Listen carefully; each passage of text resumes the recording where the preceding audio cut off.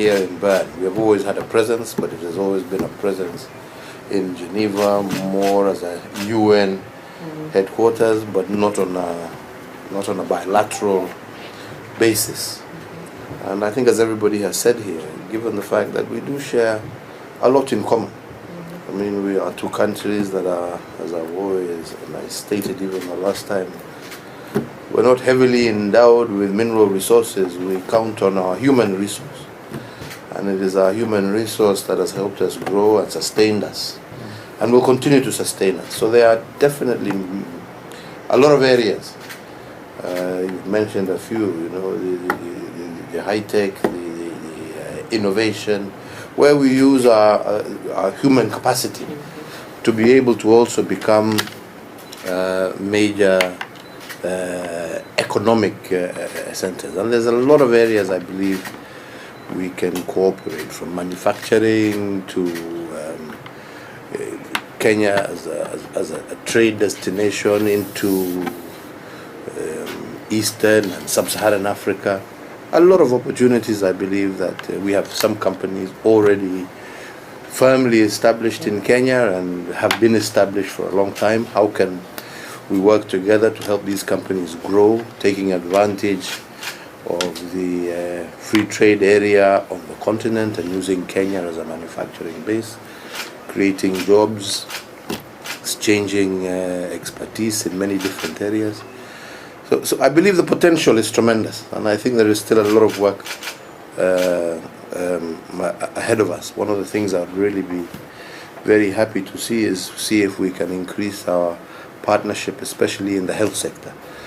I think there again there is plenty of room for growth, and this COVID has shown us that if we are not widely spread, there is no such thing as national diseases anymore. It's a global scenario, and unless we expand our foothold, our manufacturing capacity across many different zones, we can all end up in serious problems. And I think this is one area where I believe we can work closely on. There's big entities based here in Switzerland who I think we should be able to engage with to see if they can look into expanding their manufacturing, or diversifying their manufacturing areas into our part of the world to cater for that region. So those are areas I believe a lot more could happen.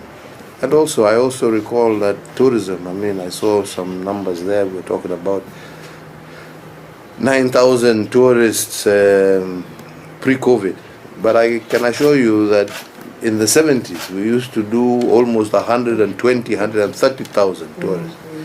So even the 9,000 that we're talking is a very low figure in comparison to the potential, and that's again another area where we'd like to see some work done. Our airlines have, as a result of this pandemic, we have lost some of the routes. But I believe these are areas that we can work on restoring and bringing them back.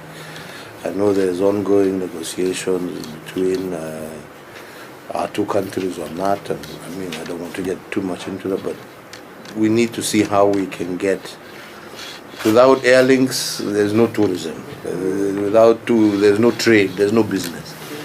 So it is a manner on how we can actually resolve this transport issue, while at the same time protecting our respective airlines from any potential problems, especially with regard to regional travel. So this is something I think people can continue looking at and working on together, because it is critical. Other than that, really, mine is just to say this is an opportunity, I believe, to be centered in a capital that has good trade ties through Europe. I believe it has an anchor country in many respects. We share very many things also at a multilateral level. I think we have taken common positions on a lot of issues, and I think this is something again we can continue, especially as the world is becoming more and more polarized. So we need to be able to see again how we can we can partner and hopefully become the voice of reason in this increasingly tense world.